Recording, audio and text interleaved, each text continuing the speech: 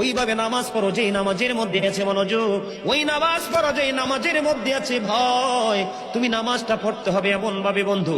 একজন নামাজে দাঁড়ালেন, বন্ধুরে আমার, নামাজে যখন তিনি দাঁড়ালেন, দাঁড়ানোর পরে তিনি বলতেছেন, আমি নামাজটা এমন ভাবে পড়তে চাই। কিভাবে পড়ি?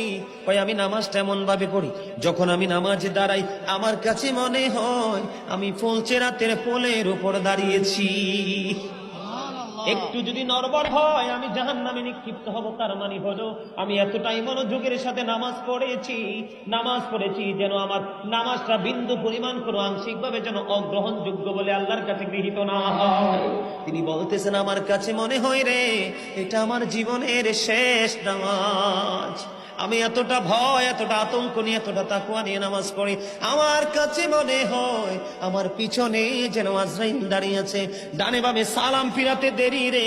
আমার কাছে মনে হয় আমার প্রাণ পাখিটা কেড়ে নিয়ে যাবে। আমি যখন নামাজে দাঁড়াই আমার কাছে মনে হয় আমি যেন বাইতুল্লাহর সামনে দাঁড়িয়ে আছি।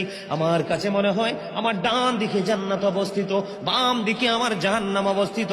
এমন তাকওয়া ভয় নিয়ে নামাজে দাঁড়াই। আর ওই নামাজের জন্যই রয়েছে বড় সফলতা।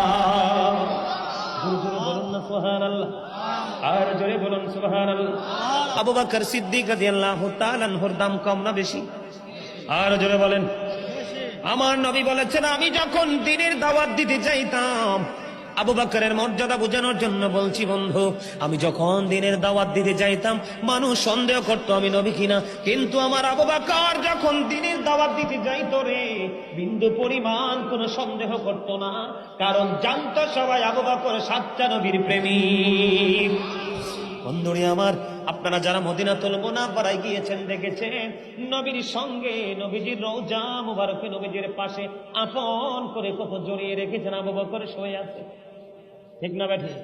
বন্ধুরে আমার, হযরতে আবু বকরের জীবনী থেকে আপনাদেরকে আমি একটা তথ্য দেব বন্ধু। সেই তথ্যটা হলো, একটু মন দিয়ে শুনবেন। আবু বকর দ্বীনের জন্য সব সম্পত্তি ব্যয় করে দিল। ব্যয় করতে করতে করতে করতে করতে করতে বন্ধু তিনি দুস্থ হয়ে গেলেন। একদিন মসজিদে আজান দিয়ে গেল, আজান হয়ে গেল। আবু বকর মসজিদের মধ্যে অবস্থান করতে পারতেছে না, যাইতে পারতেছে না। কেন গো? তিনি যাইতে পারে না। তিনি যাইতে না পারার পিছনে কারণ হলো, নামাজ পড়তে হলে কিন্তু পোশাকের একটা শর্ত আছে। কি আছে বন্ধুরে আমার? পোশাকের একটা শর্ত আছে। আজকে আবু বকর এতটাই দুস্থ হয়ে গেছে, ও বন্ধু, আবু বকর এতটাই দুস্থ হলো রে, তিনি যে নামাজ পড়ার জন্য যে পোশাকের শর্ত আছে ওই পরিমাণ পোশাক পর্যন্ত ওনার কাছে কেনার মতো সামর্থ্য নাই। বন্ধুরে আমার, এই দিক দিয়ে আমার প্রাণের নবী, আপনার আমার প্রাণের নবী ইমামুল